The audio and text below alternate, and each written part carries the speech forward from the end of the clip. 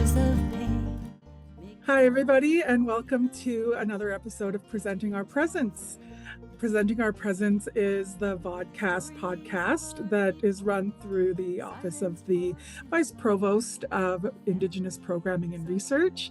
My name is Michelle DeRocher. I'm from Fishing Lake Métis Settlement and also at the university. I work in the President's Office as the Executive Operations Coordinator.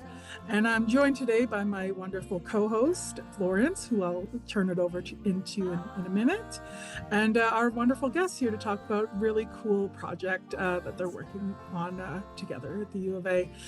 So Florence, I'll hand it over to you, and we'll get stuff going. Thanks, everybody.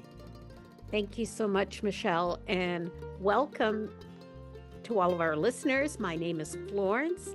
I do serve as Vice Provost Indigenous Programming and Research, and I'm a citizen of the Métis Nation of Alberta. We are so excited to hear about this work that is happening between the Edmonton Land Trust and the Indigenous Students Union at the University of Alberta. So we're going to invite our guests today to introduce themselves in whatever way is most comfortable for them. And we'll first of all invite the Indigenous Students Union representative, and then once you're done, then we'll move to the Land Trust representative. Thank you. Amazing. Thank you, Florence. My name is Emma Snow. I am the VP External of the Indigenous Students Union. I'm part of the Métis Nation of Alberta. I have family Métis and Cree all up north in Treaty 8 territory. I'm excited to be here today to talk more about the ISU and the initiatives that we've created and partnerships we've created with the Edmonton and Area Land Trust. Hi, Tonse, Gary Nitsiga son Kikuno and Shinya. My name is Gary Elaschuk Pruden. I'm from Kikuno Métis Settlement, and I'm also a member of Métis Nation of Alberta, and I work for the Edmonton and Area Land Trust as a conservation coordinator and Indigenous outreach coordinator as well. Well, thank you, Emma and Gary, for being with us. So we invite you to introduce our audience to this project and what's the story that each of you tell about how the Indigenous Students Union came to partner and walk alongside the Edmonton and Area Land Trust. So whoever has that first part of the story, we'll start with you. Thank you. Okay. I'll start. So this summer, I worked with the Chinatown Transformation Center, helping boost tourism within Chinatown. It's kind of my neighborhood. And so we were doing a peace walk to kind of smudge the businesses, to sing good songs and have some drumming and just to bring some good energy into Chinatown. During that celebration, I was doing Bannock on a Stick, and me and Gary were helping set up, and I was introducing myself, Gary was introducing himself, and then we kind of found that we had like one of our close friends in common.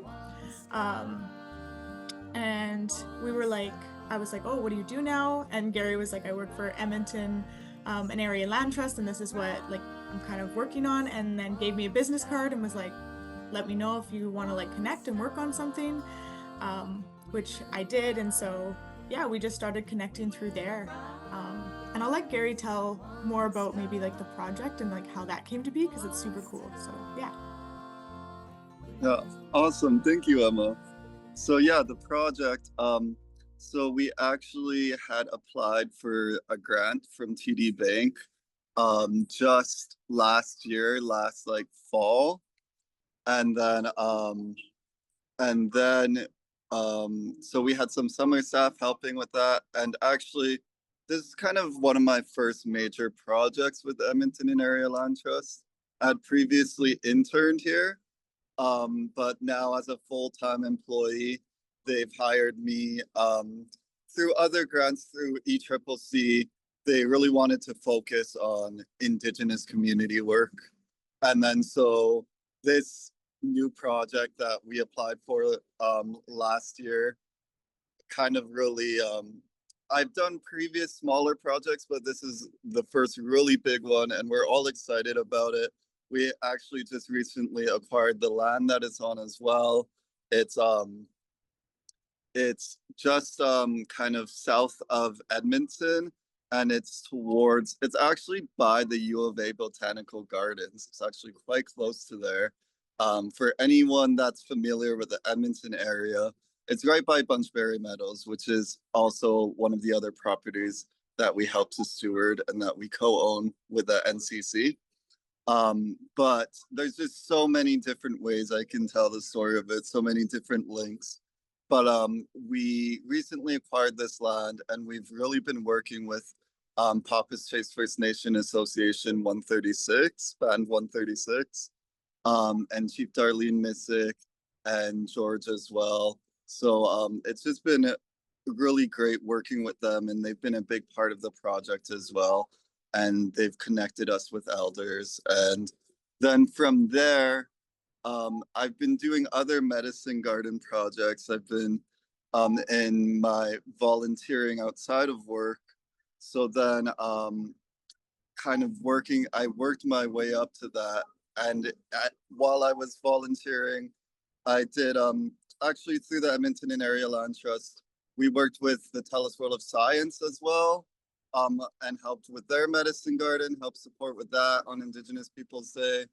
And then it's just really been so organic, making community connections. Everybody's looking to help out and kind of like, really build that community and support our community. I think everyone's really excited about supporting medicines and supporting those traditions, especially right now. I think in Alberta, we're seeing a lot of our patches of sage and sweetgrass are really diminishing. So there's really a need for that right now. But yeah, and then just throughout my community work, as Emma had described, that's how we kind of got together on it.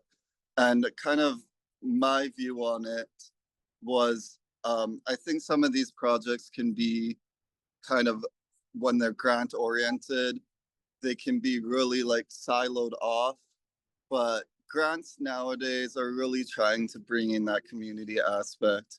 And that's what I really wanted to bring, was that, and especially the young people, I actually had gone to U of A, I'm an alumni myself, and the Indigenous Students Union and the First People's House there really just helped me reconnect. And I think we're all reconnecting, especially like, even though I'm from my community, coming to U of A really was the start of my reconnection journey. So I wanted to help give back and also like include them in the work because they mean a lot to me as well. That's so beautiful, Gary. Thank you. And Emma, so tell us how or what. So what is the project now? Gary kind of alluded to it, but how and in what ways in your role as the connected with the Indigenous Students Union now? So Yeah.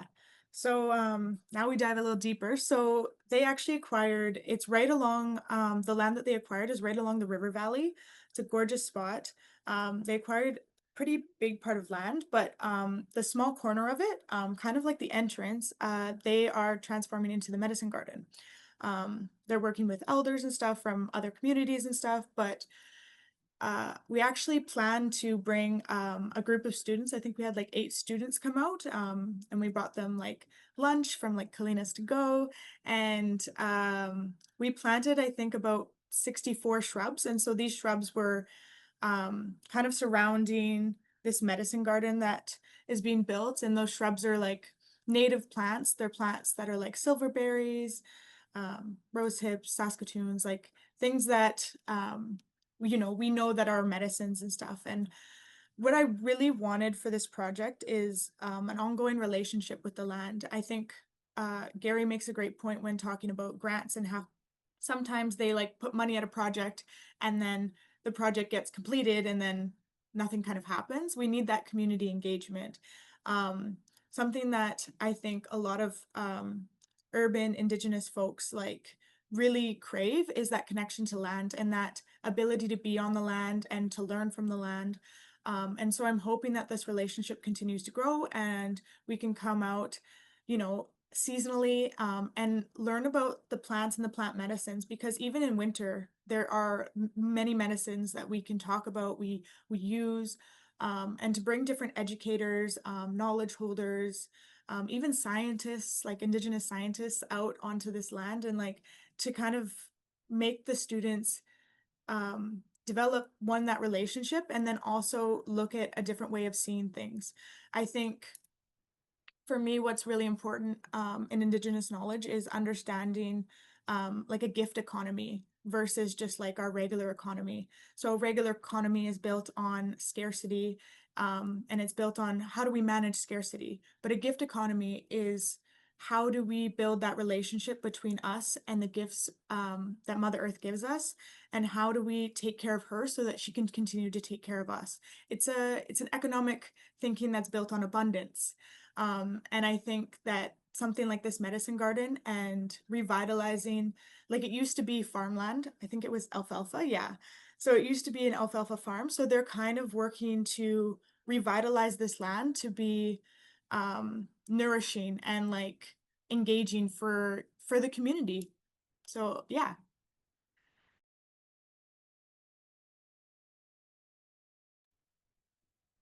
Michelle, did you wish to jump in, or Gary?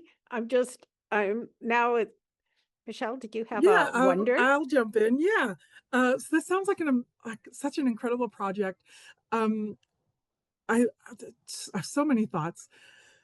So one of them is when you're talking about you've engaged some elders and stuff to be a part of this, and you're taking students out there. Is this like just through ISU, or is it through First People's House? Like what how do people get involved? I guess like where can we go to be a part of this and maybe also visit, or I'm just thinking out loud about wanting to see the space, see what's going on out there. Of course. Yeah. So currently it's just through the Indigenous Students Union. So you could come and contact the ISU. And then we kind of can work to like book times and spaces like to come visit through the Edmonton and Area Land Trust, like through Gary. Um, and basically, we're hoping to be able to like promote some events that are coming forward. When gathering elders, I think it's important to have different perspective, have elders from different places, just because our students aren't all like Cree and they're not all Métis. And so to be able to have like, some Blackfoot or like Dene knowledge holders and stuff like that to come out and to reach those students at their culture and meet them where they're at. I think it's important to like bring diversity into this project because um, far too many students feel so disconnected and so um, often like not enough. Like I'm not Indigenous enough, or I'm not, this isn't my land, so like I can't do anything. But truly, like it's also for allies. It's also for them to learn. I think it's important for everybody to learn Indigenous ways of like seeing the world and interacting with the world. So yeah.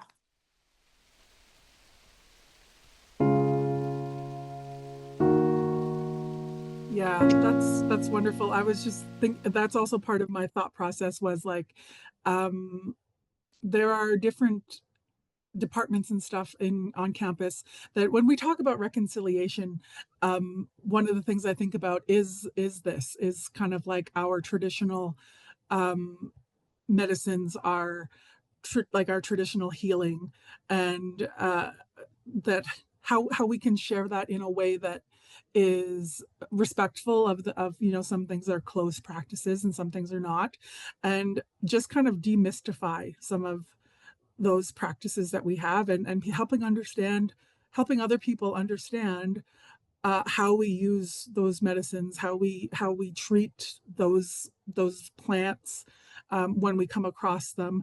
I think this all also I think this whole conversation sparked when we had our wonderful episode with Willow from Augustana, and she was talking about their walk that they have, their plant walk, and some of the natural medicines and sage that they had there. And as Gary pointed out, we have lost some of that, and especially at Augustana, someone accidentally mowed over some of that medicine, which is heartbreaking. Which medicines are going to be at the garden, and like what is how are they going to be things that you can harvest, or is it just for education? Yeah, so I can actually jump in on that. So just such great discussion all around. I just wanted to add to that through EALT, Edmonton and Area Land Trust, we've had so many volunteers, Indigenous and non-Indigenous, helping with the project, and really putting in like the hard physical labor that went into it. So just a shout out to them for all of their hard work.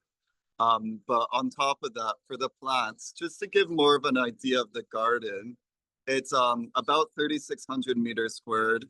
It's a big, large circle. It's quite large. It takes up kind of like when you enter the land, there's a big old agricultural field, as Emma had talked about with alfalfa. So it's a big circle, and actually we've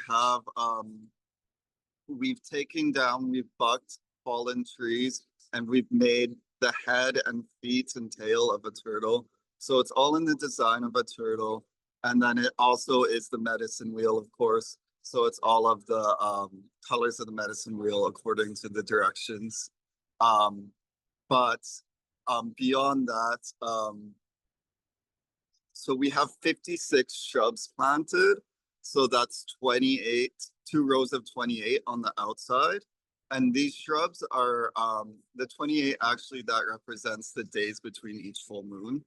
And then so that's actually kind of part of the turtle teachings as well. And these shrubs would be, there's so many different ones, but just off the top of my head, we have rose, we have raspberry, we have dogwood, red osier dogwood. We have kinnikinnick, which I know is very important for tobacco, so that's a good one to have. We have, let me think, we have cinquefoil, we have willows as well. So just a whole bunch of different types of shrubs, and we like to include that because there's so many different medicines that I think some people think of just sage, sweetgrass, and tobacco and cedar, but we have so many different more medicines as well that the roots, shoots, leaves can all be used for. So beyond that, there's all of those different kinds of shrubs. And then of course, Saskatoon berries as well we have. But then we have after the shrub outer ring, there's a ring of a bunch of different native plant forbs. So that would be stuff like all your different wildflowers, your asters, Gaillardia, some strawberries as well, which of course have many different medicines themselves, the strawberries, and yarrow, which I know people really appreciate and use as well. And then beyond those, we have like such a large list of forbs, but those are some of the highlights of them that I know people like to use. And then beyond that, we also have the 4 sacred medicines in the inner circle. But sorry, in the inner ring, and then the inner circle is a place to kind of like smudge and meditate and rest and relax. But instead of cedar, we actually use creeping juniper because cedar just doesn't do very well in this climate, and they're relatives. And so there's still lots of different medicines juniper can give. So that's what we use kind of like as a more place specific replacement. And actually a lot of these medicines are on the land as well, throughout the land that the garden is on. So hopefully this spring, actually sorry, this winter, we have seeds, and we're planning on making doing a kind of propagation and germination workshop. So that'll be kind of an educative part, and then planting in the spring again. But the hopes for this project is that it is a center of education and like teaching people how to braid sweetgrass, teaching people how to proper protocol in harvesting, how to make teas, all of those kinds of things. So that's really the hopes for it. But also it is going to be, right now the land isn't open to the public, but eventually it will be open to the public. So once it is going to be free for any Indigenous member of the public to visit and harvest.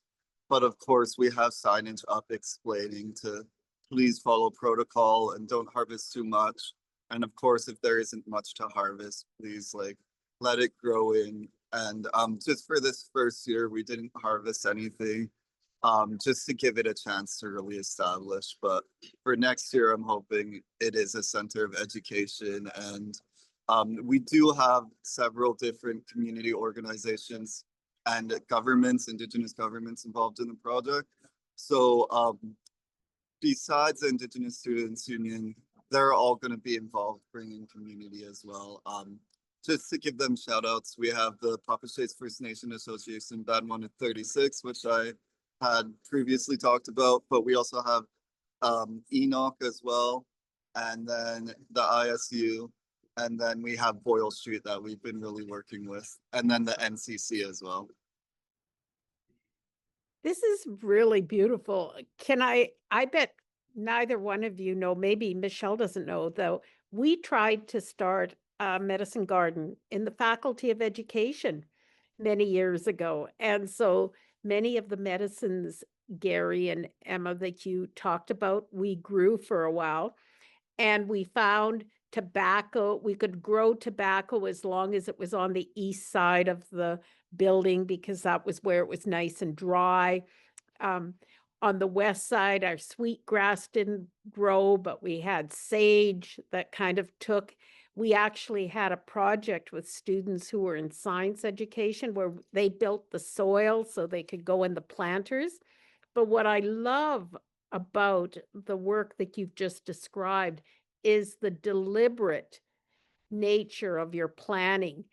And I would love to just know a bit more, like, how did, I'm not sure how to ask this question.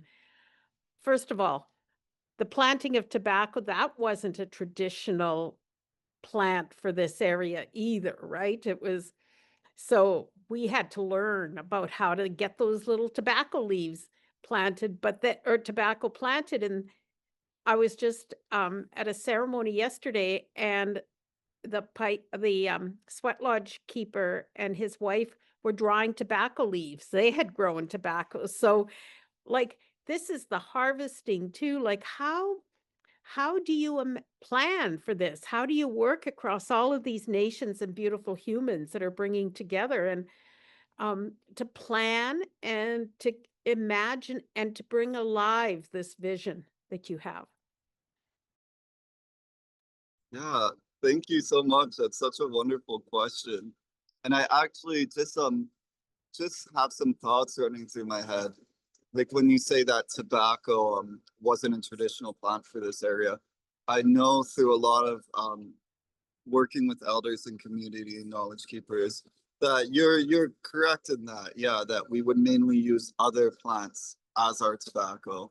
But I always wonder, like, if we did trade for tobacco leaves, right? And there was just this such a big kind of network of trading throughout Turtle Island all the way to South America, right? So it makes me wonder if we actually maybe, if there were people planting tobacco seeds here, because if we're doing it now, I'm sure they did it back then too, because it's just such a sacred plant, right? So maybe our viewers or our listeners are gonna have to weigh in on that, because maybe it is a thing that they've heard of within Treaty 6 territory, but I'm not too sure. Sorry, beyond that though, that is such a great question.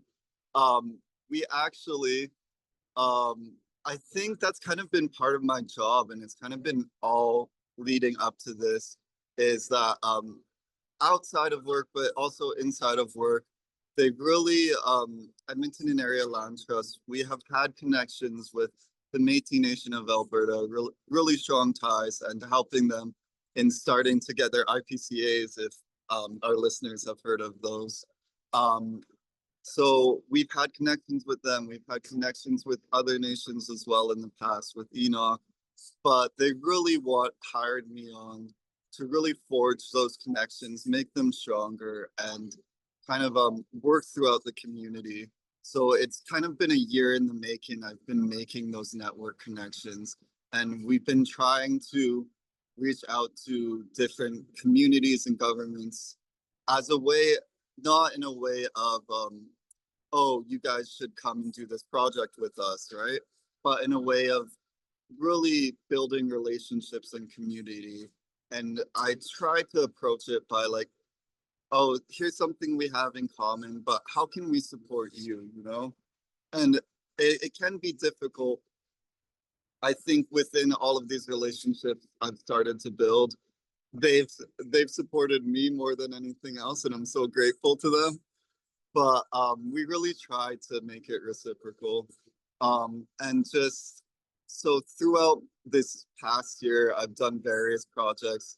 I've helped POP56 with cultural camps. We've been working on a different project for signage for their history because we have another land that's nearby their original IR 136 actually that was taken away. So we're putting up signage to talk about that history and really just put it out in the open. So people know because it's in a very nice area of the city and a lot of people don't know the history and they hike in that area. So sorry, beyond that, just throughout making those connections, we actually invited all of these different partners to pipe ceremony to start it off. Started off in a traditional and good way. And so at the ceremony, we also had Michelle Niadovny from the Native Healing Center. She helped us out and led a talking circle.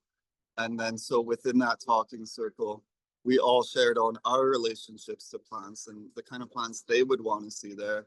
And then after that, we had a big kind of boards and we wrote down ideas and we've been emailing and meeting in person with them. They've been connecting us with community members and just people that they see as able to help in the project. So just from the get-go, we started it off traditionally with ceremony and wanted all of their input and wanted them to feel that they had agency in this project and that they were building it too, you know, it wasn't just coming from us.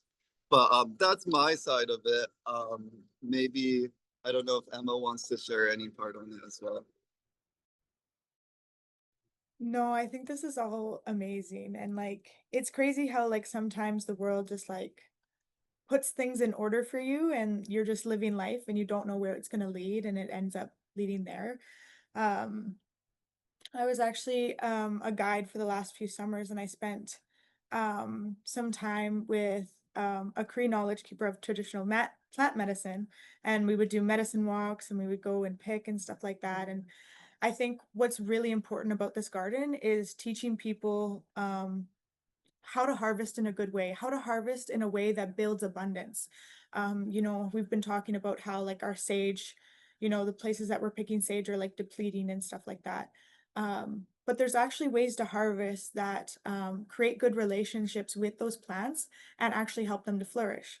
If you've read Robin Wall Kimmer's book, Braiding Sweetgrass, she talks about how the sweetgrass that was, there's two different sweetgrasses that they studied, and one was never harvested, and the other one was harvested with care. And how the one that was never harvested actually started to recede and like wasn't doing as well, and the one that people were harvesting from in an intentional way actually was flourishing, and how like our relationship to these medicines and our relationship to these lands actually help um, create abundance in these things. I've also read her book, The Service Berry, and just talking about like how everything is just in full circle. And I take like knowledge from I've asked a few different elders about, harvesting sage and how to do it in a good way. And, we don't take the female plants, how to identify what is female, what is male. You're not taking the female plants, you're taking the male plants. And you're not ripping them out of your ground. You're leaving the roots so that they can continue and spread. And something really cool about sage is that when you do that, it'll pop up somewhere else too. Like it'll pop up in places you don't expect it to. Um, and just, I think this garden is a good tool to help people connect with the land and like connect in a very intentional and educated kind of way in order to, continue those medicines and continue those teachings. Yeah, that's so wonderful. Thank you so much for sharing, both of you. It's so funny. Before you both joined, I was telling Florence I'm at home today, and I'm trying to figure out my setup, and I have a stack of books that I'm using to level my laptop, and that's one of them. I was like, oh, speaking of braiding sweetgrass, she's right there. I read it often. And I also will just pick it up and start from one page and just read a couple of excerpts and stuff. But I thought that was really funny. I'm like, oh, that's so funny you mentioned that book. I have it right in front of me. Thank you so much, both of you, for sharing today. This project is so important. And I think you're both going about it in a really meaningful and respectful way. And that is, I think, is a testament to your own teachings from your people on how to do this and how to do it in a good way, as Gary said. So thank you both very much. I'm really looking forward to seeing how things go, and I would love to visit the garden one day. So let's keep that in mind. And yeah, both thank you so much. Florence, do you have any closing words you'd like to share? Well, first of all, I wanted to, before I say those closing words, Emma, you talked about the gifts and the concept of the gift economy, I think you used. So there is a beautiful book that is written by Elder Dr. Elmer Ghostkeeper. And it is about the spiritual exchange of gifting. And Elmer is a member of Buffalo Lake Métis Settlement and grew up at Paddle Prairie Métis Settlement. Gary, there's lots of connections to Kikino and in his influence, but he too is alumnus of the University of Alberta, and he is active in much of our work. So that book could be a way also to just talk about this notion of the gift economy. And I don't know if he uses that phrase, but when you talked about it, that's what it reminded me of. And in his teachings in that book, for me, it was really profound because he talks about how, in his way of knowing as a Métis human, that he was living with the land, not off of the land. And when you both describe the work that you're doing and the ways you're doing it, it reminded me of that you are with the plants and the medicines and with the land, not off the land. And that alfalfa field is going to have its little, there'll be lots of alfalfa floating around there, but those medicines will be strong because of the way that you're going about it. So I have appreciated this conversation and am so grateful that the two of you are sharing this beautiful work with the University of Alberta community. And I will invite each of you to bring some closing words. before we sign off this episode. And Emma, we'll invite you to go first, and then Gary. Thank you both. Yeah, thank you so much for having us on here. This means a lot to bring more, recognition to these kind of projects and more recognition to what Indigenous youth are up to. Like we're not sitting around, we're busy and we're getting to work. And I think, yeah, it's so important to bring every generation into this and to be thinking about the next generations that are coming.